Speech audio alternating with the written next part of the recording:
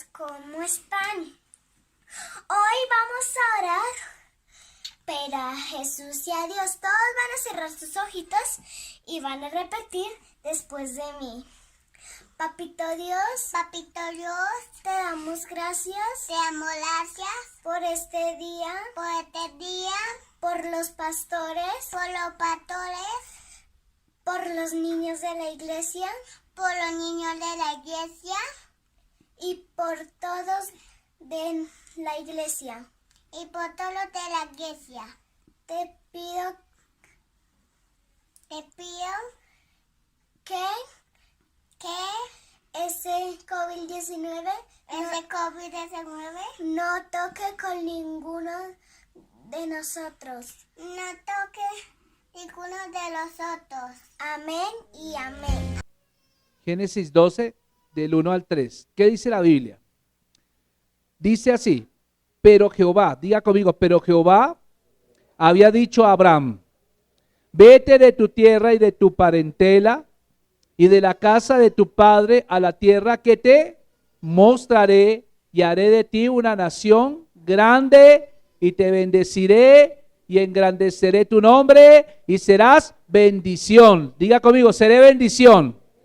Bendeciré a los que te bendijeren y a los que te maldijeren maldeciré, y serán benditas en ti todas las familias de la tierra. Amén. Subrayela por favor, si tienen con qué subrayar, subraye esa frasecita: y serán benditas en ti todas las familias de la tierra. Esta palabra se la dijo originalmente Dios, se la dijo a Abraham, ¿cierto? En su momento se la dijo, pero quiere decir también que hoy el Señor te la dice a ti. Dios nos está diciendo a ti, a mí, que serán benditas en nosotros todas las familias de la tierra. Amén. ¿Usted lo puede creer o no lo puede creer? Tenemos que tomar este pasaje bíblico. Este pasaje tuvo cumplimiento en la vida de Cristo. Este pasaje tuvo cumplimiento cuando Cristo vino a la tierra, cuando Él nació en un pesebre, cuando Él vivió una vida pública en completa humanidad, ¿sí? Y cuando Él murió en la cruz del Calvario, Él murió cumpliendo esta palabra. De tal manera que todas las familias de la tierra son benditas en una persona que se llama Jesucristo. Jesucristo es nuestra bendición, mis amados hermanos. Ahora, quiero decir con esto, Dios tiene un plan para bendecir cada familia del planeta. Porque aquí dice que el Señor dice: y serán benditas en ti todas las familias de la tierra. Quiere decir, Dios tiene un propósito para cada familia, para tu familia, para la familia Parra, para la familia Buitrago, para la familia Valencia, para la familia Alonso, para la familia Sarmiento, para la familia Cubides, etcétera, etcétera, etcétera. Tu familia, Dios tiene un plan para tu familia. Dios tiene un plan para tu familia. Entonces, quiero decirte, eso es lo que declara esta promesa. Y el Señor se la había hecho originalmente a Abraham, ¿sí? Diciéndole de antemano que las bendiciones vendrían por medio de Jesús. Jesús es la semilla de Abraham. Él es la simiente de Abraham. Entonces, cuando el Señor dio esta promesa, que esta promesa fue hace más de 4,000 años, hace más de 4,000 años Dios la dio a Abraham, pues hermano, ya se cumplió hace 2,000 años. Quiere decir que Abraham estaba mirando hacia el futuro, estaba diciendo, bueno, viene una promesa, no sabemos en qué tiempo, porque él no supo en qué tiempo, pero sus generaciones, Isaac, porque él no tuvo solo a Isaac, tuvo más hijos, ¿sí? Que Isaac fue el primero, pero a través de Isaac vendría la promesa, vendría una generación, una genealogía, ¿cierto? En el cual vendría el Salvador de la tierra, el Salvador del mundo. Amén, gloria al Señor. Y entonces por eso, mis amados hermanos, el propósito que Dios decretó, ¿cierto? Digámoslo de esta manera, que Dios decretó a Dios al mundo, ¿cierto? Al enviar a Jesús, el Mesías, era bendecir todas las familias de la tierra. Todas las familias de la tierra, Dios quiere bendecirlas. Dios desea bendecir a las familias de la tierra. Otro caso sea que la gente no entiende. La gente no entiende qué significa ser bendecido, de tal manera que cuando rehusamos recibir a Cristo como Señor y Salvador, pues mis amados hermanos, la persona está rehusando ser bendecida.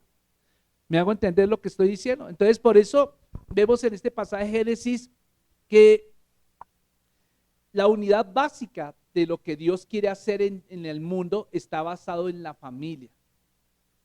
Y por eso vamos a mirar que el versículo 3 termina y serán benditas de ti todas las familias de la tierra. Entonces, ¿qué quiere decir Dios?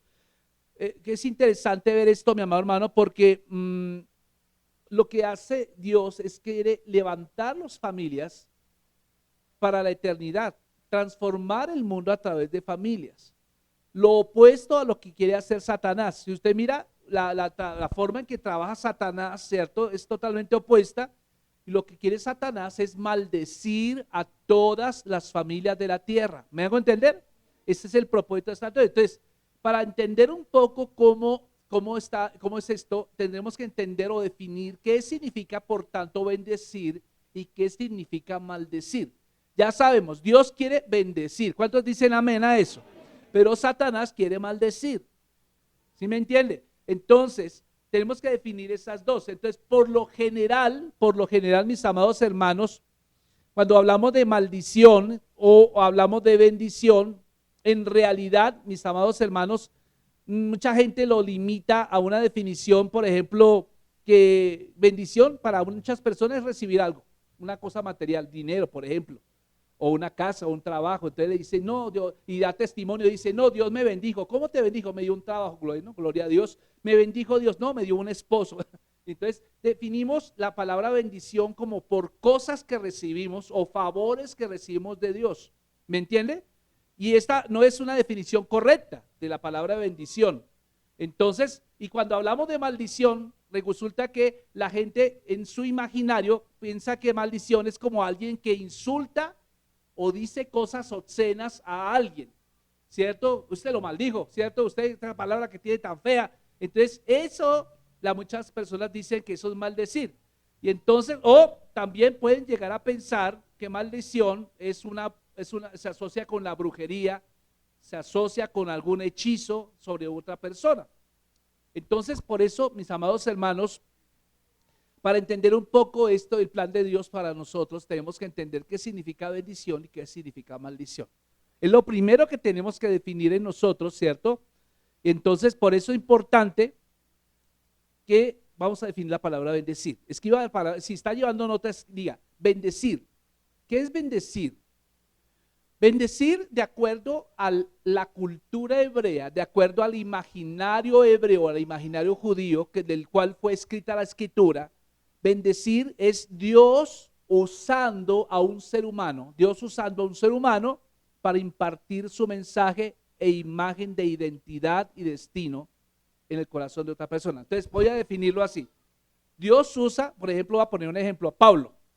Aquí a Pablo que tenemos acá al frente. Dios utiliza a Pablo y Pablo, como es una persona entregada a Dios, como es una persona ejemplar, como es un buen padre, como es un buen abuelo, entonces Dios le da la capacidad a Pablo para impartir ¿en quién? En sus hijos o en sus nietos dos cosas. Número uno, identidad. Amén. ¿Qué es lo que imparte la bendición? Identidad, número uno, pero número dos, destino. Entonces, ¿qué hace la bendición? Imparte dos cosas. Número uno, identidad, y número dos, destino. Diga conmigo, identidad y destino. Amén. Ahora, ¿qué es maldecir?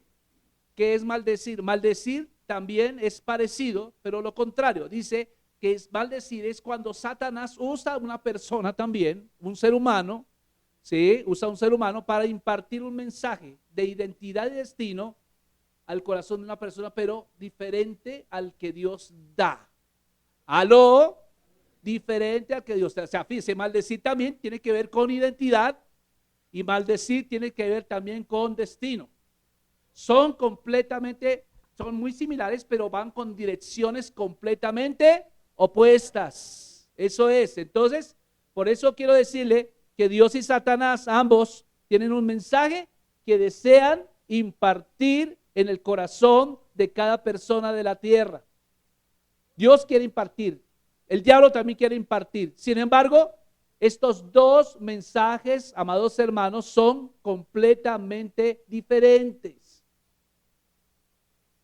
Tiene que saber cómo opera Dios, pero también tiene que aprender cómo opera el diablo. Sí, mis amados hermanos. Entonces, mientras que el mensaje de Dios, la bendición se basa o tiene contenido basado en el amor, me hago entender, porque el mensaje de bendición contiene amor, contiene valor, contiene respeto, contiene propósito. Vuelvo y repito, ¿qué contiene el mensaje de bendición de Dios? Amor, valor, respeto, propósito, honra. Gloria a Dios, honra. Entonces, el mensaje de Satanás es completamente opuesto. ¿Qué ofrece el mensaje de Satanás? El mensaje de Satanás ofrece es vergüenza, ofrece es falta de amor, ofrece es falta de propósito. Por eso, mis amados hermanos, en cualquier momento determinado, los padres, ¿cuántos son padres acá? Levanten la mano los que son papás, mamás. Yo hablo de padres, ¿cierto? Hablo de papá y mamá, ¿cierto? Entonces usted puede convertirse sin saberlo en un agente de Dios para bendecir, o puede convertirse sin saberlo en un agente de Satanás para maldecir a sus generaciones. Sí, mi amado hermano, ustedes se pueden convertir en eso. Ustedes pueden bendecir a sus hijos o pueden ser agentes de Satanás para maldecir a sus hijos. Entonces, mis amados hermanos, los padres, ¿qué es lo que tenemos que hacer? Cuando hemos entregado nuestro corazón al Señor, obviamente el mensaje para el cual Dios nos diseña es impartir el mensaje de Dios. Eso significa el mensaje de bendición. Entonces, ¿cómo se hace? Con ese mismo contenido. Entonces, amor, valor, todo este tipo de cosas. Entonces, ¿cómo yo puedo bendecir a mis hijos? Cuando yo les digo, te amo. Cuando yo le digo a mi hijo o le digo a mi nieta, le digo, eres precioso, preciosa, eres valioso, eres digno de mi tiempo, eres digno de mi energía, ¿cierto? Eso es la forma de bendecir. Los padres, ese es el lenguaje, el padre o la madre cristiana, ese es el lenguaje que debe abundar en su boca. Siempre es el lenguaje a sus hijos, siempre es el lenguaje hacia sus nietos. Pero ¿qué pasa cuando nosotros no entendemos esto? Pues cuando tú no entiendes esto, definitivamente vas a dar el otro mensaje. ¿El mensaje de quién?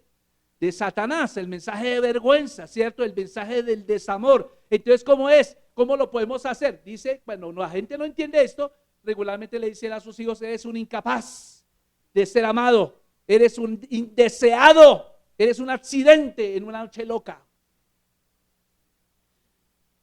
No eres digno de mi tiempo ni de mi energía. Esas son cosas que regularmente se muestran mucho en los hogares hoy en día. Resulta que, mi amado hermano, la palabra para bendecir en el idioma hebreo es la palabra barak. Barak, así como el grupo musical Barak. B de Biblia, A de avión, R de río, A de avión, K de, no de queso, de kilo. Barak, ¿cierto? Barak. Hay un presidente de Estados Unidos que se llamaba Barak, ¿cierto? Barak, ¿cierto? Entonces, ¿qué significa Barak? Escuche, la traducción literal de esta palabra significa, ponga atención a esto lo va, téngase de la silla. ¿Cómo es que usted bendice a sus hijos cuando decide bendecirlos? Hagamos un ejemplo, ¿cómo los bendice?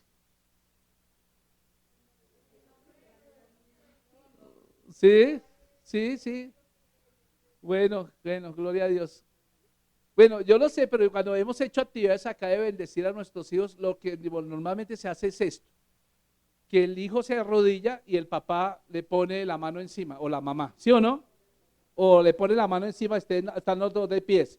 Entonces, esa es la manera como que bendicen. Resulta que en la costumbre hebrea no se bendecía así. En la costumbre judía, la manera de bendecir, o la palabra barak, significa que el que bendice tiene que arrodillarse delante del que va a bendecir. ¿Sí me entiende lo que estoy diciendo? Se arrodilla ante alguien. Por lo tanto, digamos que esa actitud de bendecir está anticipada por una actitud de humildad, de una postura de humildad. Hoy en día, o sea, la costumbre era que el que bendecía se arrodillaba. Y me llama mucho la atención porque cuando algo que aprendí en pedagogía cristiana, algo que aprendí es que cuando tú quieres dirigirte a un niño, tú tienes que ponerte al nivel de él. Por ejemplo, si yo tengo un niño acá, por ejemplo, imaginemos a Juan José. Juan José es así alto, ¿cierto? Más o menos así alto. Entonces yo no puedo hablarle así. Yo te bendigo, Juan José, ¿cierto? Yo estoy mirándolo hacia abajo y Juan José me está mirando así, ¿cierto? sino que la manera de bendecir es que yo me arrodillo y me pongo en el nivel de Juan José, lo abrazo, tomo su mano y le digo, lo miro en una posición horizontal. Eso es Barak. Ese es Barak, de acuerdo a la tradición hebrea, de acuerdo a la definición de hebreo de Barak, ¿cierto?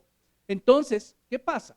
Cuando la mayoría de personas piensa en la bendición, piensa en el alguien por encima de la persona, bendiciendo desde una posición superior, pero sin embargo vamos a mirar que Jesús nos bendijo al humillarse y al tomar su forma humana.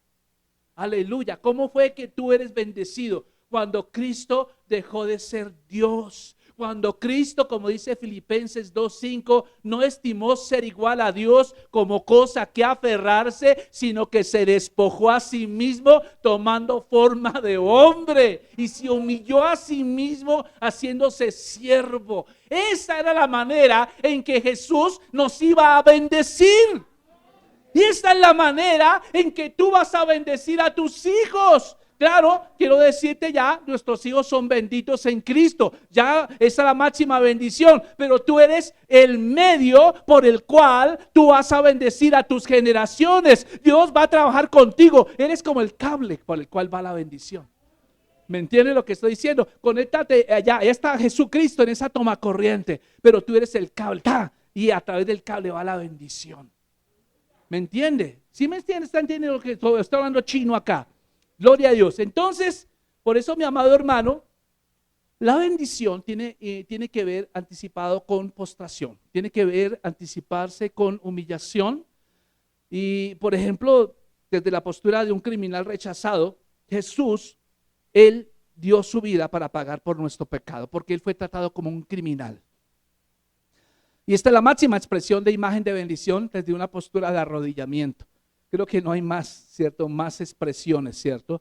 Pero mientras que el significado literal de Barak, por ejemplo, es arrodillarse ante la principal connotación espiritual, ¿cierto? Significa que cuando yo lo hago, estoy fortaleciendo a esta persona por la cual estoy orando para que prospere. ¿Me entiende? La persona. O sea, una persona cuando te ve a ti en autoridad, cuando te ve a ti que eres un ejemplo, cuando te ve a ti como papá, como mamá, un hijo, pues lo que esperas que te bendiga, lo bendigas.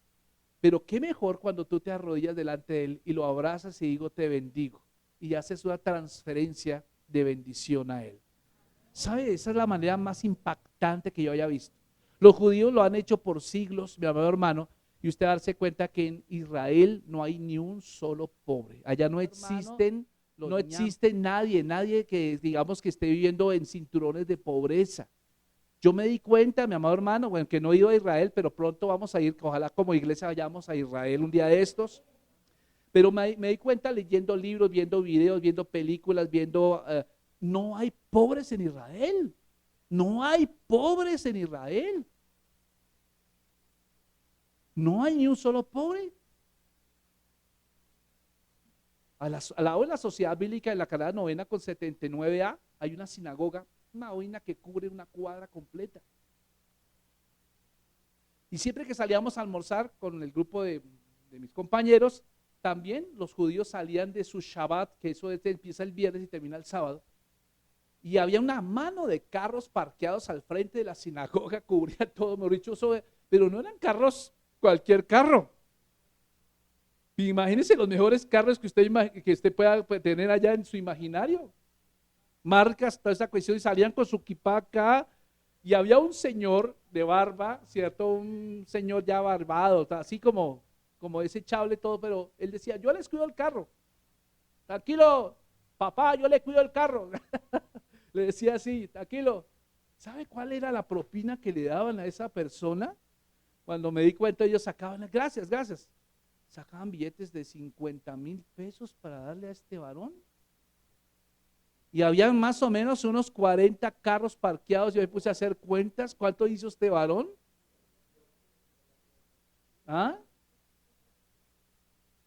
Yo me preguntaba, ¿cómo es posible que el pueblo de Israel sea tan bendecido? Y no es una bendición que que solamente atañe a una sola generación, sino que va de generación en generación. Va de padres a hijos, va de hijos a nietos, va de nietos a bisnietos, de bisnietos a tataranietos, de tataranietos a tataranietos, etcétera, etcétera, etcétera. Eso es lo que Dios quiere, mi amado hermano. No se conforme con que usted es bendecido hoy. Entonces, ¿sus hijos qué? Entonces, ¿sus nietos qué, mi amado hermano? No podemos caer en la trampa en la cual cayó Europa, que siendo la cuna de la reforma protestante en el siglo XVII, el siglo XVI, en el cual apareció lo que somos nosotros, la iglesia cristiana, la iglesia protestante, y que fue el eje por el cual Europa es hoy lo que es económicamente hablando. Europa es lo que es hoy por lo que se le debe a la reforma protestante desde el siglo XVI. Pero lamentablemente cuando llegó la provisión económica, se hincharon de orgullo y fueron dejando a Dios de lado y no le hablaron a sus hijos de Dios, sino les hablaron de que tienes que ser médico, les hablaron tienes que ser ingeniero, tienes que hacer, y está bien aprender, está bien enseñarles a nuestros hijos a prepararse para enfrentar este mundo, pero más importante es enseñarles a amar al Señor. Más importante es enseñarles a desear un ministerio. Más importante es enseñarles a desear servir a Dios. Hoy, ¿qué tenemos en nuestra sociedad? Europa, lamentablemente hoy Europa es un continente secular. ¿Qué significa? Que no tienen a Dios como lo más importante de su vida, sino que cada quien hace lo que bien le parece. Ahora estamos viendo las consecuencias, las que anteriormente fueron lugares de reunión cristianas donde hubo avivamientos en siglos pasados, hoy se han convertido en discotecas, hoy se han convertido en museos. Lo más difícil es que haya un europeo que se convierta a Cristo, mi amado hermano. Y esa historia se repite hoy en América Latina porque no tenemos la plata que tienen los europeos, pues todavía hay gente buscando de Dios. Pero ¿qué pasa cuando nosotros ya somos llenos de la provisión económica? Tendemos a olvidarnos de ¿quién? Del que nos dio. Eso es. Entonces, por eso, mi amado hermano, la palabra barak tiene una connotación de arrodillarse. Y cuando yo lo hago, estoy fortaleciendo a esa persona, a mi hija, a mi hijo, a mi nieto, a mi nieta, para que prospere. Así que cuando tú bendices a alguien, tienes que arrodillarte ante él con humildad, ¿cierto? Tienes que enseñarle literalmente que tú lo estás fortaleciendo para que prospere, que obviamente la palabra prosperar no se limita a la parte económica, amén, no está limitada a la parte financiera, pero si tú, mi amado hermano, bendices a tu hija, bendices a tus hijos, entonces vas a fortalecerlos para que prosperen en cada área de sus vidas.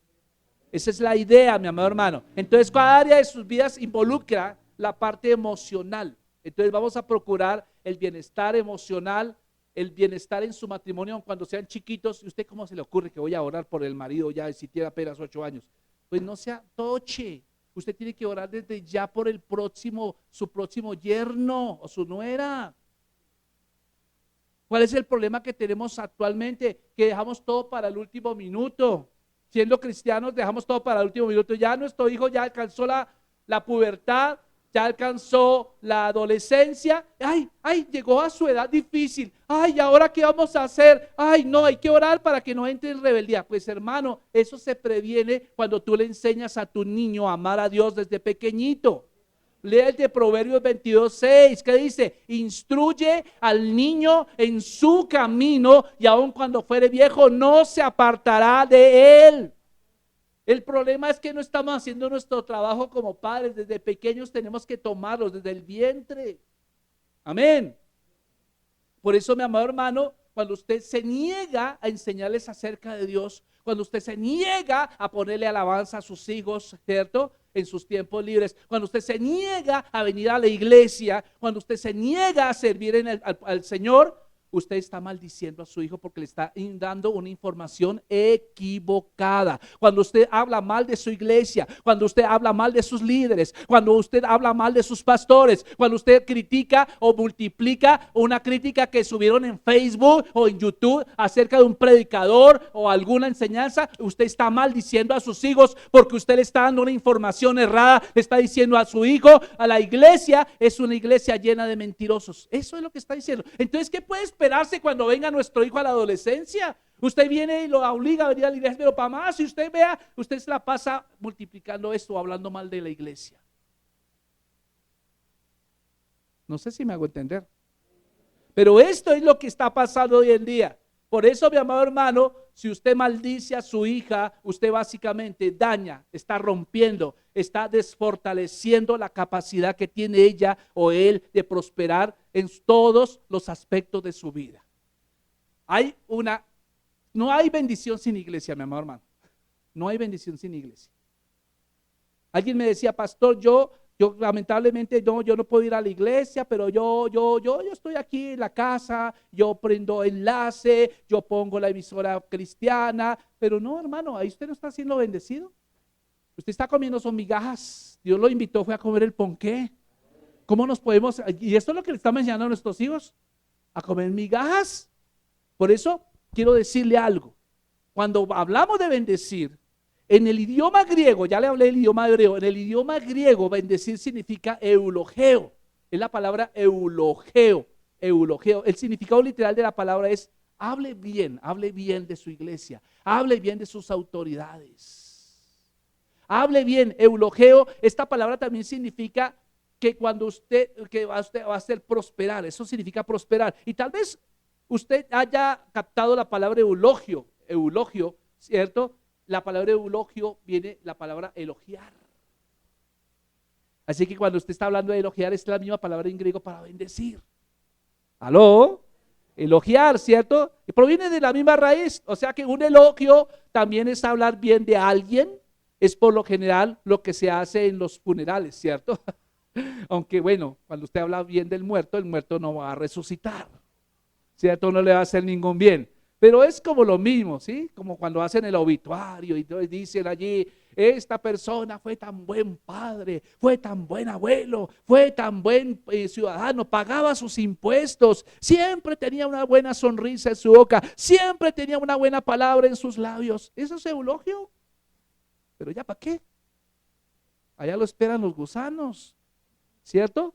Entonces el eulogio hay que hacerlo en vida. ¿Aló? El eulogio, elogiar, hay que hacerlo en vida. ¿A quiénes vamos a bendecir? Principalmente a su familia. Usted tiene una familia de sangre. Piense en su familia de sangre. ¿Cuáles son sus familiares de sangre? Piense. Mamá, papá, primos, sus hijos, sus nietos. Pero también tiene una familia espiritual. ¿Cuál es la familia espiritual? ¿Cómo se llama la iglesia? Dígalo duro, iglesia de Dios, mi familia. Entonces, por eso, mis amados hermanos, eso es bendecir. Entonces, cuando usted está hablando de esa persona, cuando usted está profetizando sobre esa persona lo que dice la escritura, usted lo está empoderando para que prospere. Amén. Usted lo está fortaleciendo para que prospere. Entonces, las palabras deben ser dadas, ¿sí?, a esa persona en vida y mientras pueda recibir la bendición. Ya para un muerto ya no sirve para nada que le lleve una serenata. ¿Ya para qué? ¿Cierto? Maldecir, ¿qué es? Maldecir es hablar mal de alguien. Es infundirle la visión del diablo a esa persona. Es infundirle una imagen equívoca, sí. En lugar de bendecirle con la visión de Dios, le estamos dando la visión del mundo. La visión de Satanás, ¿cierto?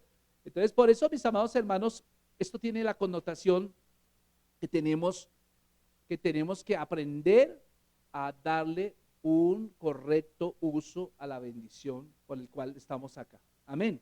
Gloria al Señor.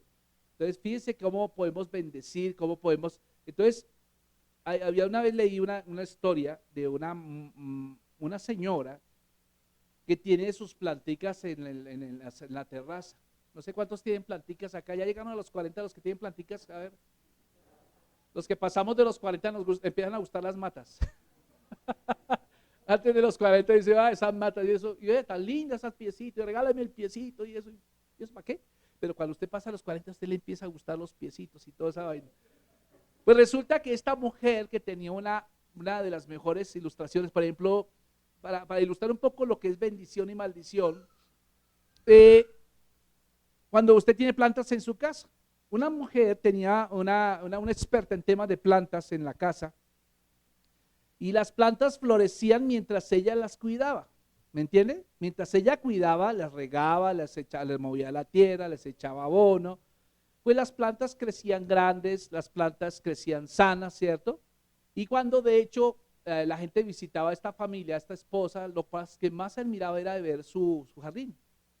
Entonces la gente le decía, oye, comentaban acerca de qué toque tan bonito que tenía esta mujer para las plantas. Y yo quiero decirle que cuando es hora de regar las plantas, pues la mujer utilizaba como un polvito azul con nutrientes para que las mezclaba con agua. Entonces la agüita quedaba como azul. Le echaba la agüita y entonces le ponía una medida exacta para cada plantica. No le podía echar la misma cantidad a un cactus chiquitico que a una planta grande. Tenía que ser para cada, según la planta, de acuerdo a su tamaño, ¿cierto? Ahora, ¿qué se notó después? Después de cada aplicación de esa agua azul, las plantas parecían como erguirse, parecían como llenarse de vida, y eso es lo que pasaba. Ella le estaba echando nutrientes a través de esa cuestión. Ahora, supongamos por otro lado que un día esta mujer decidiera, en lugar de echarle estos nutrientes, decidiera echarles ácido hidroclírico, ¿cierto? En lugar de agua con nutrientes. ¿Cómo responderían estas plantas a este estímulo? Pues, en vez de estar bien, ¿qué pasaría? Pues abren sus poros, ellas desearían más y las plantas cerrarían todos sus poros para tratar de repeler la mayor cantidad del posible ácido. Ahora, este ejemplo que les acabo de mencionar es una buena ilustración de lo que es una bendición y de lo que es una maldición. Los padres, por medio de sus palabras, de sus malas actitudes, de sus acciones, tienen la habilidad de bendecir o maldecir las identidades de sus hijos. Acuérdense que bendición, ¿qué es? Es hablar de identidad y propósito. Entonces, tenemos que ver si le estamos echando nutrientes a nuestros hijos o le estamos echando ácido. Tiene que tratar de evaluar eso. Entonces, la bendición es como derramar el agua azul llena de nutrientes en el propio ser de su hijo. Mientras que la maldición es derramar ácido, ¿cierto?, sobre su hijo. El uno, ¿qué hace? El uno fortalece a su hijo para que prospere, pero el otro, ¿qué hace? Lo lastima, lo desactiva. La bendición, ¿qué hace? La bendición imparte el mensaje de identidad de Dios y su destino, mientras que la maldición imparte un mensaje ¿de qué? De Satanás. Entonces, lo que yo estoy haciendo en esta mañana estamos haciendo una introducción, yo no estoy hablando del tema todavía. Este tema lo empiezo de hoy en 8 días. Pero lo que estamos hablando acá es que nuestros hijos necesitan urgentemente la bendición de sus padres. Nuestros nietos necesitan la bendición de sus abuelos. Abuelito, usted no crea que ya está para irse al geriátrico. No. Usted todavía le falta algo aquí, papito. Ay, no, es que yo me quiero morir ya. No, señor, papito. Si Moisés empezó su ministerio a los 80 años, ¿cuánto? ¿Alguno te supera aquí los 80? Ninguno. Quiere decir que usted todavía no ha empezado su ministerio. Moisés empezó su vida en el palacio del faraón de los 0 a los 40 años, fue preparado en la Universidad de Egipto. Cuando él creía que era ya el último champú de la tierra, la última Coca-Cola de la tierra, entonces decidió servirle a Dios, pero lo hizo al modo de Egipto, entonces le falló, entonces vamos a la escuela de Dios al desierto. De los 41 a los 80 años estaba en el desierto criando ovejas. Ya cuando estuvo preparado, entonces ahí sí lo llamó y dijo, bueno, ya aprendiste en Egipto y aprendiste a depender de mí, empieza tu ministerio a partir del año 80. Amén. ¿Están emocionados? Les queda mucho terreno por delante, mis amados hermanos. Nos queda mucho terreno. Entonces, por eso es interesante notar que la bendición de un padre es tan importante.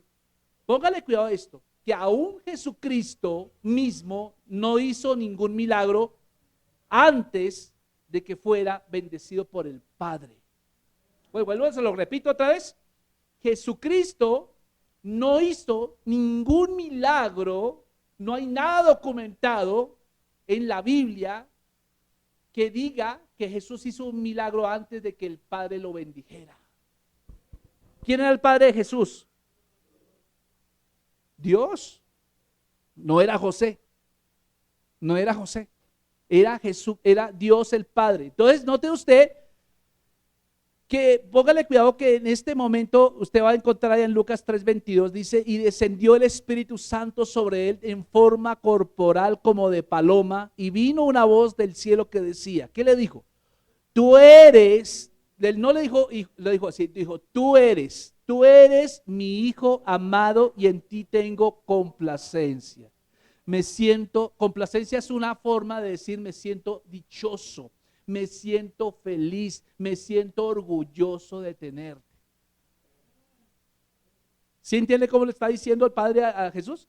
Pero hoy en día vamos a mirar, hoy en día la frase la oímos a Dios decir sobre Jesús, no, como no algo típico que oiríamos de padres decirle a sus hijos.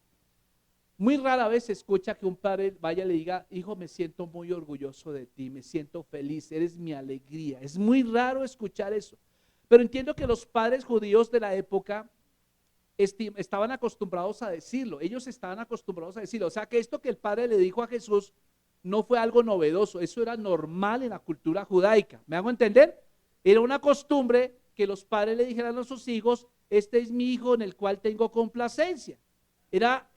Entiendo que era común que los padres judíos dijeran esas palabras sobre las vidas de sus hijos. Era notorio, ¿cierto? Entonces, ¿qué pasaba? Por eso estoy diciendo que ahora entiendo por qué no hay judíos pobres. Porque desde pequeñitos ellos empezaron a bendecirlos con palabras, de acuerdo a su edad. ¿Me entiende? Entonces, cuando llegaban a la vida de adulto, era tanta la bendición que ellos habían recibido de parte de sus padres, tantos nutrientes, que obviamente no hay edad difícil, no hay edad, ese cuento que tiene la psicología moderna de decir que la pubertad y que la adolescencia es la edad crítica de los niños, eso es una mentira del diablo. Vea, y yo lo voy a decir con conocimiento propio, y aquí tengo una testiga que se llama la pastora Marta. Y se lo voy a decir así, vea, mi hija la educamos así, con este principio. Y ella llegó a la de pubertad, a los 12 años, donde crecen y toda la vaina, y uno creería que se va a ir, no, para nada. Porque desde pequeñita, aún desde el vientre, desde la concepción, nosotros le poníamos música de alabanza, le poníamos Marcos Witt, en aquel tiempo del proyecto AA.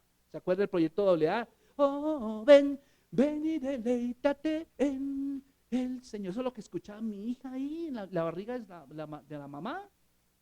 Le hablábamos, le animábamos, le decíamos, hija, te estamos esperando, espero que tengas un tiempo bien allá en la barriguita, come todo lo que puedas, nútrete todo como puedas. Y la barriga empezó a crecer. Mi esposa tuvo una panza pero enorme, gloria al Señor. Por un momento pensamos lo que decían las abuelas, esa barriga es de un niño, esa barriga es de un niño. Todo el mundo decía, esa barriga es de un niño. Y pues en aquel tiempo no era tan común lo de las ecografías como hoy en día. Hoy ya tenemos ecografías en 4D, 5D, mejor dicho, toda una película ya de Matrix allá. ¿Cierto? Y entonces yo me terminé creyendo que efectivamente lo que decían era cierto, era un niño, aunque yo le había pedido a un comienzo una niña, le dije, mi amor, yo quiero una niña, me parecen tan tiernas, pero empezamos a bendecir y cuando nació fue niña. O sea, mis amados hermanos, hay bendición desde la concepción. Gracias por ese entusiasmo. Y usted, desde que concibe a su hijo, usted tiene que decirle, eres un hijo amado y en el cual tengo complacencia. Usted creerá que no es cierto, pero él, como lo dicen los científicos, él no es bebé, sí es bebé, desde la concepción es bebé. Porque ellos, lo que están tratando de hacer las feministas es demostrar que el bebé tiene vida solamente cuando sale del útero. Mentira, mentira. Y las feministas dicen, es que yo tengo derecho de decir sobre, pues se decía sobre su cuerpo, pero no en el cuerpo de otro. El cuerpo, él tiene identidad. Y esa identidad ya se la está dando. Bendición es bendecir su identidad y es bendecir su propósito. O sea, cuando usted bendice a un bebé, está diciéndole, me siento orgulloso de ti, está formando identidad. Y vas a ser un gran instrumento en las manos del Señor aquí en esta tierra. Está dando propósito. Gracias, hermanos. Eso es. Entonces, por eso, acostumbrémonos a decirle a nuestros hijos, me siento muy feliz de tenerte. Así tu hijo haya sido, según tu concepto, producto de un descuido, que se te rompió el gorrito aquel día de noche loca.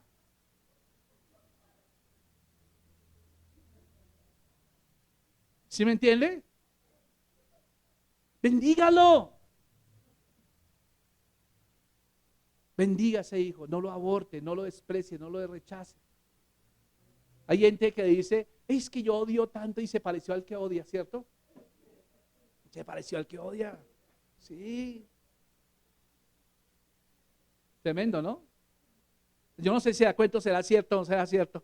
Es que odio al lechero, odio a ese lechero, me cae gordo y se terminó pareciendo al lechero. Entiendo que era común que los padres judíos le dijeran estas palabras de vida a sus hijos cuando los enviaban a la vida de adulto y a su llamamiento. Por eso, mis amados hermanos, cualquiera que había asistido a una ceremonia hebrea de paso de mando, porque hay una ceremonia hebrea que se llama el Bar Mitzvah. Bar Mitzvah. Bar significa hijo y Mitzvah ley, significa hijo de la ley. ¿Qué hacen los judíos? Cuando llegan a la edad de la adolescencia, la pubertad, ellos van a la sinagoga y es la primera vez en sus vidas que se les da el privilegio de leer la Torá. Como Jesús, recuerda que Jesús le dio el privilegio de hablarle el rollo, y entonces se le dio el privilegio de abrir la Torá, y ese día toda la familia va elegante a la sinagoga, y es un evento, mejor dicho, ¿por qué? Porque le están diciendo, ahora tú pasaste de una edad de niñez a una edad de adultez. Amén. Impresionante, pero ¿quién hizo eso? Los papás. Se cumple el Salmo 78 en la vida. Entonces, por eso, mi amado hermano, cuando Jesús, ponga atención a esto, ¿cuántos saben que la mayoría de personas en el tiempo de Jesús pensaron que Jesús era ilegítimo? Que había sido concebido fuera del matrimonio, que se comieron las onces antes del recreo con María. Entonces la mayoría de gente pensaba que Jesús era un hijo ilegítimo, ¿cierto? Que no era el hijo biológico de José.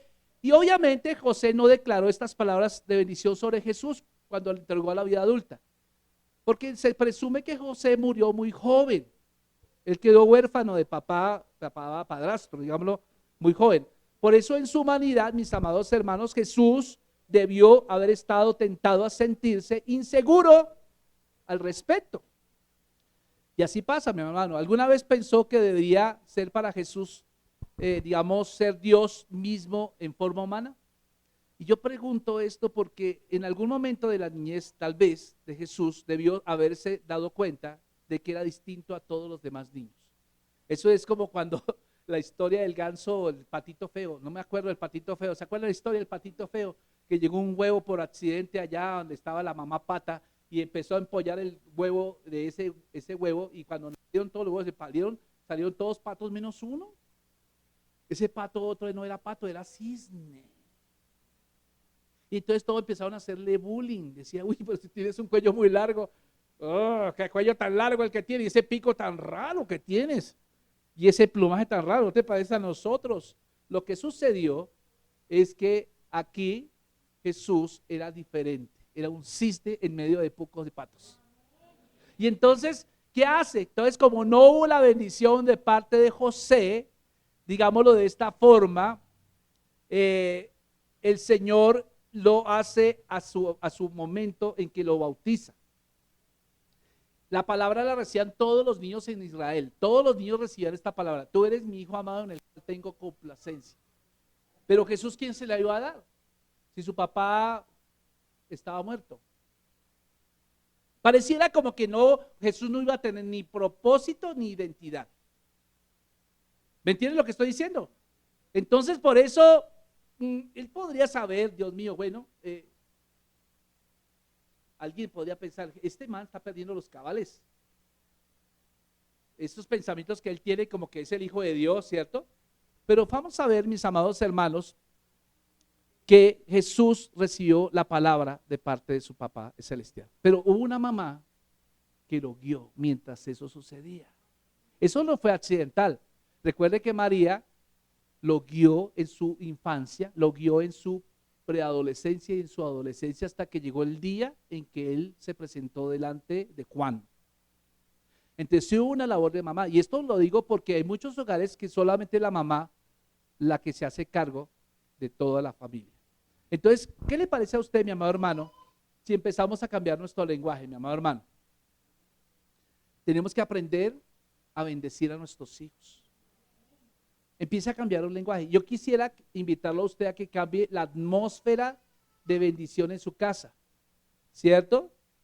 Entonces, por eso cuando vemos a Jesús allá recibir la palabra de parte del Padre, realmente lo está empoderando en identidad y lo está empoderando en propósito. Por eso, usted va a darse cuenta que lo primero que el diablo va a atacar es eso. El diablo va a atacar la identidad de nuestros hijos y va a atacar su propósito. Entonces, para atacar el propósito, ataca primero la identidad, porque nadie puede tener propósito si no tiene identidad. ¿Me entiende? Entonces, recuerde usted, mira Mateo capítulo 3, y va a darse cuenta que Mateo 3:17, a Mateo 4 solamente hay 2 versículos.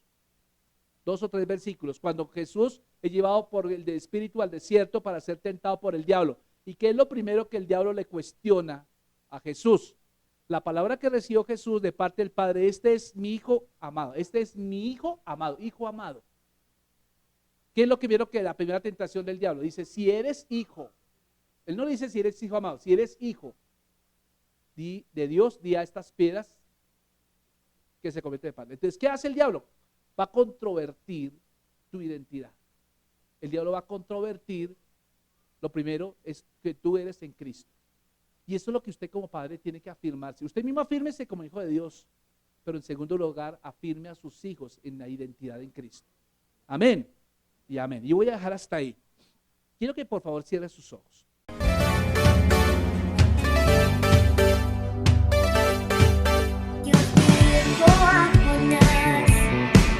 Ve y predica a Nínive, que se salvaría, nos rescataría. Era tiempo de hablar,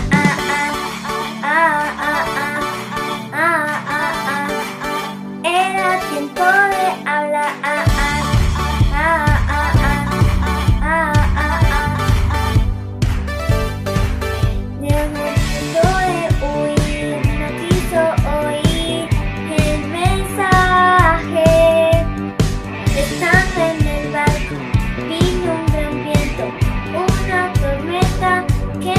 para